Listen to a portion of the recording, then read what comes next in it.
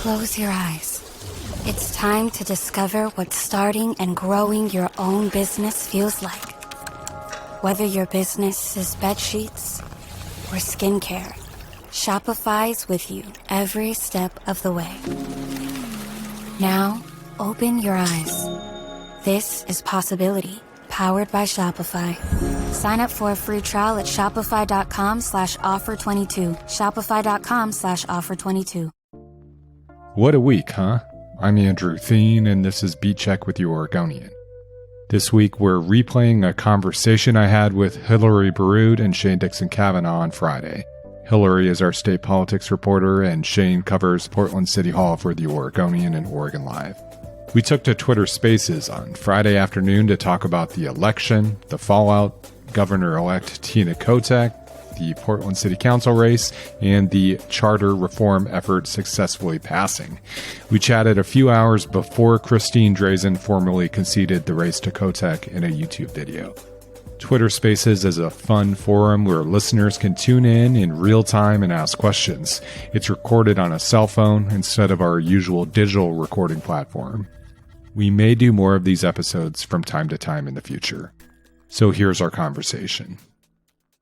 I am Andrew Theen. I'm the podcast editor for The Oregonian and Oregon Live, and I also host our weekly news podcast, Beat Check with The Oregonian, which comes out every Monday. And I am pleased to join my colleague, Hillary Borrud, who covers state politics and government for The Oregonian and Oregon Live. Hillary, happy Friday. Can you hear me okay? I can. Welcome to the Twitter Spaces. Here we are. It's Friday. It's Veterans Day. We made it past election night. Thanks for taking time out of your busy schedule of breaking news all over the place and writing about all these important races. So Hillary, let's just jump right into it. Tina Kotek is going to be the next governor of Oregon. How did Tina do it? How did she do it? Well, a lot of money, certainly that. I'm still working on other assignments right now, so I haven't had a chance to check the total spending totals. You can tell I'm a little bit tired. It's understandable. But I know on Tuesday, it was up to $29 million just for Kotek's campaign directly. And just looking at a couple other big examples of spending by entities that were basically pro-Kotek, anti-Republican Christine Drazen, anti-unaffiliated candidate Betsy Johnson. They'd spent an additional around $1 million. And all of that is likely to go up even since Tuesday, I'm sure, because we have 7-day reporting deadlines right now. And a lot of the spending happens it's reported or the transactions are made right around election day. So I think money's a lot of it. Certainly there are a lot of volunteers going out to canvass and phone bank and stuff like that. Volunteers through Democratic organizations, other allies of theirs, unions. Had a lot of people doing some of that ground game work. And it was interesting to see how Christine Drazen was just not able to keep up with the level of spending or fundraising that Kotek had. And I do wonder, there's been a lot of discussion about Betsy Johnson drawing some Democratic voters perhaps away from Kotek this election and how that could be a liability. People haven't talked about as much how Betsy Johnson also drew some of the Phil Knight and a lot of other Republican donors' money away from Christine Drazen. To reset this, I'm Andrew Theen. I'm in here talking to Hillary Borrud, who covers state politics and government for the Oregonian and Oregon Live. If you have a question that you want to ask to Hillary, shoot it in the chat here, and I'll look at those in about 5 or 10 minutes. We can ask Hillary.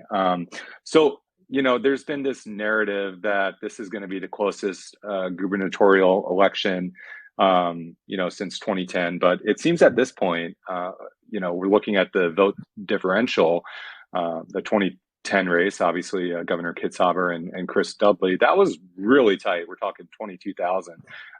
It doesn't appear that this is going to be really that close at all, right? It doesn't seem like it. Let's see. They're now up to, it's around a little less than 3-point difference there. I'm trying to like do math while I'm talking to you and looking back at the Secretary of State's website. Yeah. Basically, it's fluctuated.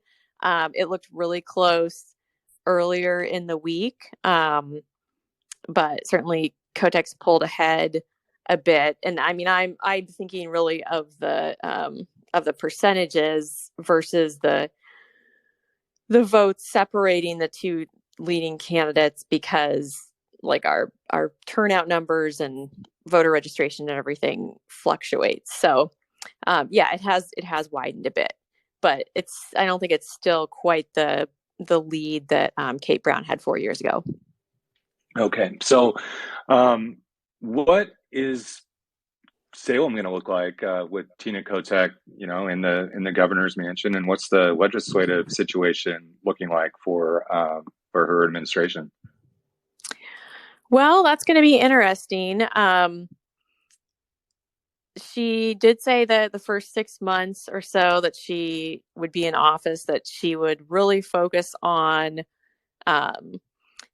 getting some of the state programs that progressive Democrats in the legislature have passed and touted a lot as these victories. She would work on getting some of those to actually work and actually be delivering the benefits that so many Oregonians really desperately need and want to see, to feel like the state is working better, whether that is getting more behavioral health, mental health, and addiction services actually to be available to people, because there's a lot of money that lawmakers have approved for that, or just making sure that the paid family and medical leave program that was passed back in 2019 and is taking longer than all the other states pretty much that have stood up similar programs, making sure that actually launches, even though it's going to be at this point 8 months late, probably at least. So she's got a lot of work to do. She's also said she would focus on improving the accountability of state schools, because, again, Democrats passed this huge amount of new funding for schools by enacting a new tax back in 2019. But Kotek has said, and it seemed like voters are somewhat dissatisfied. They've been seeing all these headlines about how students' proficiency has just really, really dropped down in Oregon. Kids are not learning what they need to. They're really struggling, especially since the pandemic, but we have problems before that. Tina Kotek has said that she would focus on getting more accountability through executive action at the Department of Education, and what other levers that she might have, so that when this money is going out to school districts, there's really more of a benefit being delivered, or it's being spent in ways that are really helping students learn better. So, Hillary, what do we think, Betsy Johnson's role is here, in terms of how did she affect the race? I mean, obviously, like I said, just to set it up, I mean, this is not going to be as close by all accounts as the 2010 gubernatorial election, where Governor Kitzhaber, went into the night trailing, at the end of election night, trailing Chris Dudley, but ultimately prevailed by 22,000 votes. What do we think of Betsy Johnson? Like, how did she affect this race, and did she affect any other races? That's an interesting question, and I have not had the time to analyze how the vote breakdown for, basically people voting other than the two major parties, how does that look compared to previous elections? So there's probably people who've looked at that already, that know a bit more about it, but it does look like the Constitution and Libertarian candidates, they both got less than half of a percentage point so far. So I do wonder if Betsy Johnson drew some votes away from other minor party candidates. it just doesn't seem like she's at less than 9% right now. She just spent so much. Um, she spent so much and just really got so little at the end of the day in terms of people actually voting for her. Did she change? Did she change the discussions that were happening in the campaigns? I'm not sure about that either. Um, a lot of the issues that Betsy Johnson was bringing up, Christine Drazen was also addressing, whether it was the need for boosting law enforcement more, opposition to um, kind of a Betsy Johnson even would talk about some of these issues in more of a conservative or populist tone than Christine Drazen. She was warning about Oregon becoming woke and broke. So it wasn't really clear that she changed the conversation in the race that would have happened otherwise, from what would have happened otherwise. So, Hillary, let's talk about Governor Kotek. I mean, she's said that she is going to, Governor-elect Kotek, to be clear, she said that she's going to declare a homelessness state of emergency right off the bat. What are the practical and political ramifications of that? That's a good question, Andrew, and I do not know. we have a homelessness reporter, and for everyone listening in, she might know more details about that, but that is just not something that I've had time to look at. We're still writing about election results right now. Fair enough. Okay, so let's stick at the what about Christine Drazen? Where does she go from here? Do we have any sense of what this means for her? Or is she going to be a voice that, she's 50. She's obviously had some success here in her initial statewide campaign, but fell short. Do you know what happens from here with her? I don't, but I'm really curious to see if she remains involved in Oregon politics, because she wasn't in elected office for very long, but it seemed like she was effective in her job, basically leading House Republicans, whether that was getting some victories. She netted one seat, or Republicans netted one seat in the House. Well, she was the leader, and she was pretty forceful during redistricting in pushing for maps that she felt would be fair, maps that would be more favorable to Republicans. She just seems like a natural public speaker and very comfortable in these positions, like a high profile position in public service. So I don't know what political office would really make sense from there, especially given it's just hard to be a Republican in Oregon, given our long history, which this just built upon, of electing Democrats at statewide positions. But I do anticipate she's going to continue to have some kind of impact here, whether it's in the private sector or something else. So what's the makeup, the legislative makeup going to be? Do we know enough at this point on Friday? It seems like the supermajority that Governor Brown enjoyed for a time is gone, right? Yeah, I believe we have called that the state Senate is going to just have a simple Democratic majority, probably not the supermajority at this point. And I might be behind on the results because this was not something I was writing about, but I think the House, that was still unclear whether it was going to come down from a supermajority. I don't think that we're expecting at this point that Democrats would actually lose a majority in either chamber. So that just means that Democrats could still pass policy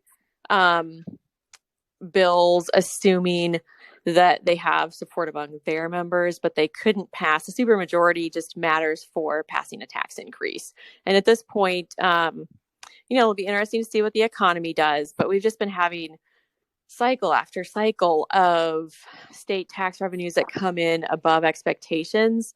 So, and that coupled with the fact that we just had this tax increase passed a few years ago for education, I don't know that there's a huge push for additional taxes at this point. And Tina Kotek has talked about, hey, we have, because we did ask candidates about this, would you push for any major changes in Oregon tax policy? And Tina Kotek didn't say she wouldn't, I don't think, but she was just focusing on, hey, we need to focus on effectively spending the money that we have right now. So I'm not hearing that there's going to be a big push for that. It will be interesting to see what happens with budgets, of course. But I think another factor could be, even though it doesn't look like Democrats will have a supermajority in the Senate,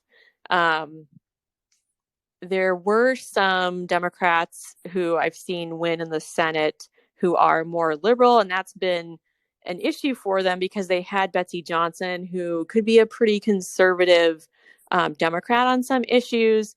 She would still block some things, even though Democrats had a supermajority in the state Senate. So what things could still get through that might have even been a challenge when Betsy was there, that'd be interesting to watch.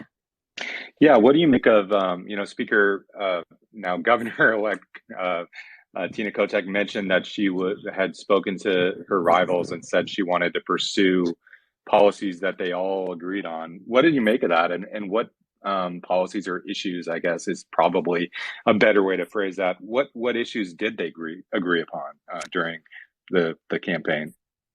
Sure. Well, off the bat, one I can think of is, it's more of a local decision, but governor candidates talked a lot about local decisions while they were on the campaign trail, like local law enforcement policy, right? With Portland being the center of that.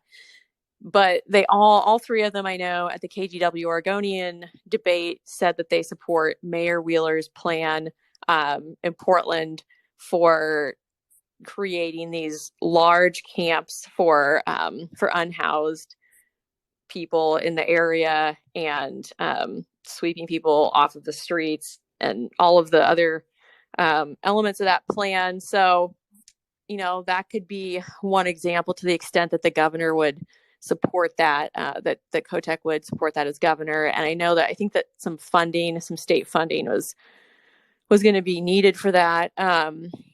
They'd all talked about the need to increase law enforcement, whether that is finding some ways to, I don't know how much they really can speed up the process to get more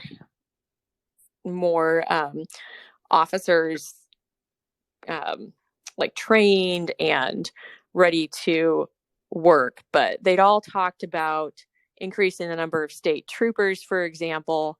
They'd all talked about the need to improve behavioral health, mental health, and addictions services. So those are just a few highlights of what I would expect that she might be referencing. How do you think, as someone who's covered walkouts in Salem before, how do you think the apparent passage of Measure 113 is going to affect just kind of the relations between the two parties and just overall governance down in the legislature? I don't know. It's interesting because that measure, to refresh people's memory, although anyone listening to this might be pretty familiar with it. I'm sure they do, yeah. Topic, but it doesn't change Oregon's quorum requirement, which is what has made it possible for Republicans to effectively use walkouts to kill things that they disagree with. In recent years, we just have a high quorum requirement to even be able to hold votes in the legislature, 2/3. So it didn't change that. Instead, it just said that it's going to allow, people that not allow, but it's basically going to punish lawmakers who have, I think it's at least 10 or more than 10 unexcused absences. And the punishment would be that they are not able to take office the next time that they would at their subsequent election. So it doesn't say that you can't run for election. There's probably a technical reason why, but you couldn't take office So the majority party in any chamber is who decides who's excused. That's handed out pretty liberally. I mean, I think I've seen people get excused just because they say, "Hey, I'm running late, so please excuse me from this floor session." So that'd be interesting to see how that gets handled by whichever party is in the majority. But other than that, I don't know exactly how it's going to affect the dynamics, because you could still have a short walkout since it's 10 unexcused absences. You could still conceivably do a short walkout and not have any of your members trigger that. The other thing is, Republicans had been hoping to just pick up enough seats in the legislature that they could kind of curtail some of the Democratic priorities that they might disagree with the most. And perhaps if they were worried about a tax increase, then they've already achieved that. Okay, Hillary, before I let you go, just what's going to stick with you from this race where, the governor Brown obviously was a big character in the race, as was, the city of Portland. But I'm wondering what's going to stick with you when you look back at the governor's race. Well,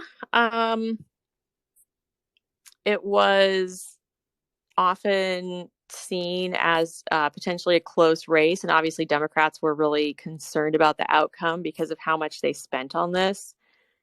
But at the end of the day, it just does make me wonder when we could ever see a member of another party or not a party really get close or win this highest elected office in our state. And it was just an interesting year too, because we thought there might be kind of a surprise or like outsider candidate when Nick Kristof was trying to get into the race. And there'd been talk of a variety of people who might run, if you go back 2 years or so. And at the end of the day, it was three lawmakers, two of them quite longtime lawmakers in Oregon, even if most Oregonians might not have heard about them if they weren't following politics closely. So those are two things that I think are notable about it. Well, thank you for taking some time at the end of a busy week to talk about it. And we're going to let you move on. And there were a couple questions in there that are pretty nitty gritty that I think at the beginning of the chat, Hillary made it clear maybe wasn't something she was able to follow. So we'll get that next time perhaps. But I wanted to bring in Shane Dixon Kavanugh, who covers Portland City Hall for the Oregonian and Oregon Live. Shane, happy Friday to you. Happy Friday, Andrew Thien. Appreciate it. Happy Veterans Day to any veterans out there in the chat. And if you have any questions for Shane, shoot them. Shane obviously covers Portland City Council, and we're going to talk about the Charter Reform Amendment and the lone City Council race. So if you have any questions, shoot them in the chat here, and we'll ask Shane. But Shane, let's start with Commissioner Joanne Hardesty being the latest incumbent after a very long time, as you've reported, not seeing any incumbents lose. Now we've seen a few. How did this happen? How did Renee Gonzalez win a seat on Portland City Council? Well, there's a lot of different ways in which I could answer that question, perhaps. But we can start with just some of the basics here. The first being that voters in Portland are almost uniform in their opinion that city government is not doing a very good job right now making meaningful progress on a handful of very significant issues, whether that is crime, both in terms of low-level sort of property crimes and thefts to historically high numbers of shootings and homicides, to, a continued humanitarian crisis on our streets with folks who are experiencing homelessness, to widening inequality and affordability in the city of Portland, to trying to recover and come out of the last couple of years where we've seen COVID, social unrest, and a whole host of other issues, confront the city in a way that it's never seen before. So, Joanne, there were very significant differences in terms of policies on some of the biggest issues confronting the city between Renee Gonzalez and Joanne Hardesty. But there is also just the simple fact that in the general election here this year, Joanne Hardesty was the only incumbent who was on the ballot. So I think, in addition to some of her positions on crime and homelessness sort of being outside of where a lot of folks are on those issues right now, there was just the simple fact that being an incumbent right now at Portland City Hall was just not going to be, it was going to be a very tough race for anybody in that position. So Shane, you and our colleague Mark Friesen, who I see here as well, did an interesting analysis looking at kind of where the votes came for the candidates. Can you describe, how exactly Renee Gonzalez stitched together a winning coalition, I guess, or if not coalition, just geographically, the voters, where'd they come from? Yeah, absolutely. It's really fascinating to sort of do these post-election analyses of how people in Portland are voting on particular issues or candidates. And based on the sort of deep dive that Mark and I took with regard to this race, it is very clear. So as of right now, Friday afternoon, still not all of the votes have been finalized and tallied in Portland and Multnomah County, but we're looking at a 53-47 split between Gonzalez and Hardesty. But the way in which Gonzalez appears to have carved a path of victory was by running up extremely high margins in communities east of Interstate 205 and west of the Willamette River. In both of those places, Gonzalez carried the vote nearly 2-1. He won practically 66% in East Portland and on the west side. And then within some of the more traditionally progressive and liberal enclaves that are in north and northeast and inner southeast, now there is, quite a bit of difference between some of those precincts, but overall, both in southeast and northeast, Gonzalez stayed very competitive with Joanne Hardesty. Cumulatively, it was 49-51 in both those portions of the city. So we were talking offline, and you tweeted about this a little bit today. But what's kind of interesting about that dynamic in terms of some more affluent west side and east of 205, a more diverse and also more economically disadvantaged in some cases area of Portland. What's interesting about that, and how does that reflect a national picture? Yeah, well, I have a couple of thoughts on that. And as you and I were sort of discussing, first of all, the sort of electoral map for Renee Gonzalez this week is nearly identical to the electoral map that allowed Ted Wheeler to win a second term in office and defeat Sarah Iannarone in 2020 in terms of the type of coalition of voters they were able to amass. And it's sort of an interesting mix and blend of folks, because on the one hand, you have some affluent white Portlanders on the west side and also business and real estate interests, but also being able to get a substantial number of votes in portions of the city that are lower income and tend to be more racially and ethnically diverse. Meanwhile, being relatively competitive in the sort of more progressive and liberal precincts of inner East Portland, but also having to win big in neighborhoods like Laurelhurst, Irvington, Hollywood, Beaumont, Wilshire, Sunnyside. And So, I think some of the takeaways we can make with how this type of coalition works is that I think really on it sort of reflects a larger debate and split among Democrats in general, locally and nationally. I mean, there is sort of this. There is some tension between the progressive wing of the Democratic Party and those who tend to identify as more centrist and moderate. I think in the race against Gonzalez and Hardesty, we saw that play out and can see sort of what those coalitions form and what it would take for a more centrist candidate in Portland to win.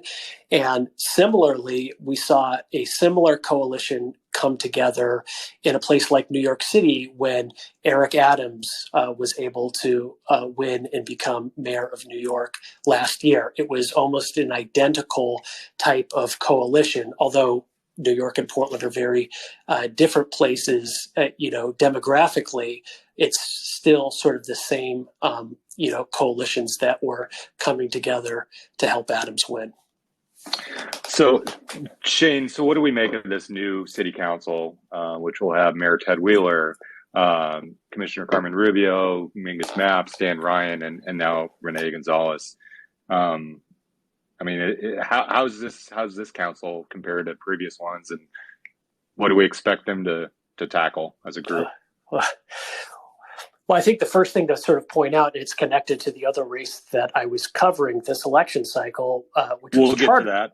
which is charter reform. But the fact of the matter is, now that Portlanders have overwhelmingly approved the ballot measure to dramatically transform city hall, city government, and Portland's election system, this current crop of council members is only going to have 2 years before the entire city council gets reconfigured. So Renee Gonzalez is joining the city council in January, and Dan Ryan just won re-election to a full term. But everybody, including the mayor, they're only going to have 2 years before we're going to have elections again. And in 2 years, we're going to be electing 12 city council members, a mayor, and city auditor. So we have a pretty small window of time with this current city council. And in some ways, with Renee Gonzalez defeating Joanne Hardesty, the actual sort of political balance within the council at the moment doesn't change that dramatically, because for at least 6 months and closer to probably for the last year, there has been a pretty consistent alignment on some of the big issues like crime and homelessness among Ted Wheeler, Mingus Mapps, and Dan Ryan. And so that's 3 votes on the council to begin with on most of those issues. And I would say that Gonzalez is really closely aligned with the 3 of them on those topics as well. So having Gonzalez on the council doesn't sort of tip the balance in terms of any potential votes on those issues. I think the one thing that the city council is going to lose by no longer having Joanne Hardesty on council is the person who is, by far and away the most vocal voice and advocate for many low-income Portlanders and communities of color. So, in terms of being a voice for those constituencies and those individuals, there's not going to be a person who is as laser focused on representing those folks as Joanne was. To reset this, I'm Andrew Thien. I'm the podcast editor at the Oregonian and Oregon Live, and we're chatting with Shane Dixon Kavanugh. He covers Portland City Hall for the Oregonian. One of the listeners kind of teed up a perfect question that bridges our 2 topics here, talking about Commissioner Hardesty and the charter reform amendment. They asked, basically, I feel like Joanne Hardesty was one of the most vocal and enthusiastic fan bases of any local politician. Any word from her camp on if she'll run again in 2 years with an expanded city council? Let's start with that before we get into the bones of the of the charter plan itself. what have you heard from the commissioner? Anything? Well, I mean, I don't. I mean, the dust has just started to settle with this very contentious and bruising city council race. Commissioner Hardesty conceded the race less than 48 hours ago to Renee Gonzalez. I'm not sure if she's made any sort of formal decision or declaration on what she's going to do next, or whether or not she wants to try to run for office again locally here in Portland. She certainly told her supporters on election night that she, no matter what happened, she was going to continue working on the same issues that she has worked on and focused her life around for the last 3 decades, whether that was in office or not. Certainly, I would say that it would not surprise me at this time if Joanne Hardesty decided to run for office again in 2 years. And sort of the kind of fascinating thing with how the charter reform will create these geographic council districts with multiple members being elected to each one is that it is very conceivable to see a scenario where a Renee Gonzalez and Joanne Hardesty could be serving together in City Hall in 2025. So Shane, you reported, you mentioned it's only been 48 hours, but you managed to crank out a piece explaining what people are thinking in terms of how this new form of government is going to roll out. Can you just explain, how is this going to happen from what you've gleaned, and what's the time frame? Hear that? That's a deep sigh. Yeah, I heard. No, it's. I mean, I think last I checked, the charter reform ballot measure, is passing overwhelmingly. It's something like 57 or 58% of voters gave it the green light, even though there was a pretty well organized and reasonably well funded opposition to the measure as well. But so, Portlanders passed this resoundingly and overwhelmingly. And it's going to be the changes to city government and elections cannot be understated. I mean, it's going to be a radical reconfiguration of both. But now the now the hard part begins, which is actually implementing these substantial changes, both in terms of restructuring city government and designing and launching an entirely new election system. By the rules set forth in the ballot measure and in the charter, this all has to happen within the next 24 months. And it is an absolutely astonishing and monumental task to do that within the time frame, especially if we go back and look at the track record for the city of Portland with regard to implementing or executing policies or new programs. Andrew, when we were talking earlier today, I think I mentioned to you that it's probably going to be close to 4 to 5 years. It will take the city that long to create its new police oversight system that voters passed in 2020. That whole process was barely getting off the ground. It took the city 2.5 years, so that's 6 months more than this current time frame for this ballot measure to sort of design and launch the Portland Clean Energy Fund, which has also had some issues and got off to a rocky start. And Dan Ryan, who's in charge of creating and opening 6 safe rest villages, it's going to take him 2 years to pull that off. And we're looking at doing something that is on a size and scale that is larger than any one of those 3 things that I just mentioned in a shorter time frame. I think some of the folks at the city who are in charge of the transition, said at a press conference this week, we've got our work cut out for ourselves, and they certainly do. So that's going to be the really interesting thing now, is to see how this thing comes together and how it's implemented.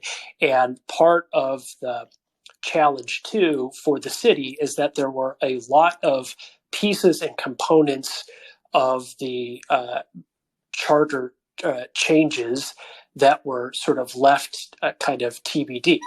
So that the measure had to pass, and they're going to have to figure out some of the most fundamental questions with those reforms. Well, what's interesting to me, Shane, is there's a lot that's interesting, but there's going to be a whole generation potentially of new politicians that come out of this, right? I mean, when you're expanding the city council and you're focusing geographically, I would imagine there's going to be a lot of people raising their hands, including maybe some people who are clamoring for these changes in the first place. Mm-hmm. No, absolutely. I mean, the fact that we're going from a 5-person city council, and that includes the mayor, to a 12-person, not including the mayor. So, City Hall will be 13 elected representatives starting in 2025. That's certainly, that broadens the pool of prospective candidates. And the way in which this new system is going to work is that we're going to carve the city of Portland up into 4 geographic districts and elect 3 representatives from each district. So candidates are no longer going to have to run citywide. And, one of the things that the proponents and architects of the charter reform, measure, one of their, sort of aspirations here was that by creating the system that they've come up with, and I've written about this extensively in previous coverage, is that this type of system, they believe, is going to attract a much more diverse roster of prospective candidates. And diversity is not just in terms of racial or ethnic makeup.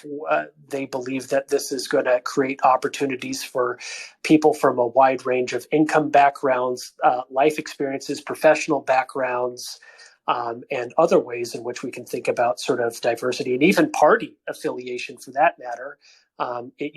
Within this system, it is, much more likely that somebody who, skews to the right of the political spectrum could have a real shot at getting a seat on the city council, more so than under our current system. Yeah, I was going to say some people listening or who pay attention to these things, Portland's obviously a very left-leaning city, but they may make that argument that that's already the dynamic today. But will be interesting to see how it all shakes out.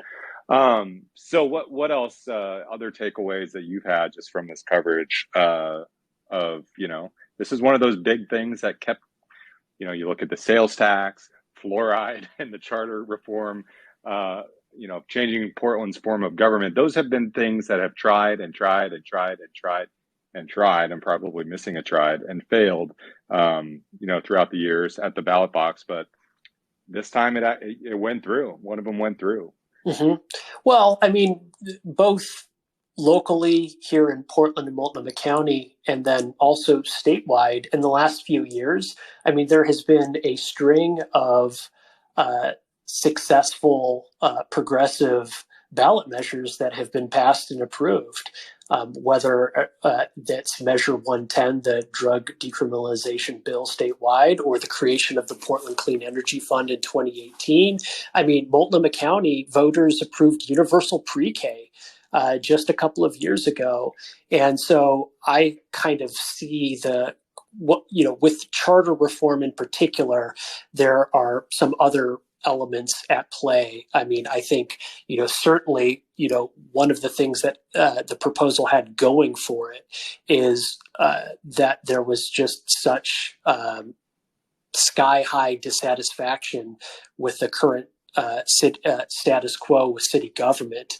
But it also just sort of, illustrates how Portlanders and to some extent Oregonians, are open to trying ideas that have not been tried or not on the same size and scale as in other places. So there's that as well. Well, any other parting thoughts or things on your minds? I mean, obviously a very interesting election locally, and thank you for bringing such comprehensive coverage to the table. I mean, I'm just going to be absolutely fascinated to see how the next couple of years play out, both in terms of whether or not the city is able to fulfill its promise to voters and get this, form of government and election system reforms in place within 2 years. I'm going to be following that extremely closely. And also, it will be interesting to see whether or not the Portland City Council, and this also goes to Multnomah County and having a new county chair as well. But Portland has been struggling for almost 3 years now on some of the same issues, and in some ways, the most pressing and urgent and dire issues confronting the city have only gotten worse in this time. There's been very few indications or indicators that they've gotten better. So, is the city and the county going to be able to turn a corner on those issues in the next 2 years? That remains to be seen.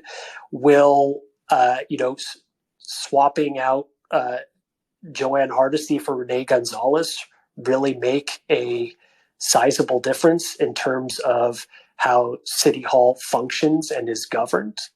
So those are the questions that I have, and I look forward to sort of covering and helping our readers make sense of.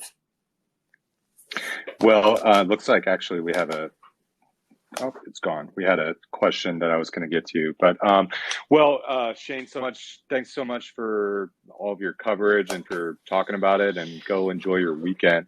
No, our request is back. We're going to go to Jimmy here. Jim, let's see if Jimmy, can you hear us? Jimmy, you have the mic if you're game. Hi, how you doing today? We're good, Jimmy. Go ahead and ask your question to Shane. Already the Archducks playing today, the Huskies. The Ducks and the Huskies? Yeah. Well, that's a whole different form of political theater that's going to take place down in Eugene this weekend. But Shane, what are your thoughts on the Ducks and the Huskies? I'm not going to lie, Andrew. I haven't been putting a lot of thought into the Ducks or the Huskies this week. No, I don't blame you. But if you're interested in that, go check out our. This is a cross-promotional opportunity. Check out our Bill Oram, our sports columnist for the Oregonian Oregon Live. He's got a podcast called Sports by Northwest, and you can check that out and listen to the game. Obviously, that's always a fun one. But I think we've probably blabbed enough. Shane, thanks for your work. Thanks for tuning in on this Friday, everyone. I'm going to grab this audio, and it'll be available on our Beat Check podcast feed. If you like podcasts, we've got so many different excellent podcasts beyond Bill Oram's, who's our sports columnist. We've got my podcast, Beat Check with the Oregonian, that runs every Monday, where I talk to people like Shane and Hillary and, Sammy Edge, who's in this space as well, and other Oregonian staffers about what they're working on. So check that out, and check out our Travel and Outdoors podcast, Peak Northwest, as well. I hope everyone has a safe and happy weekend, and thanks for tuning in.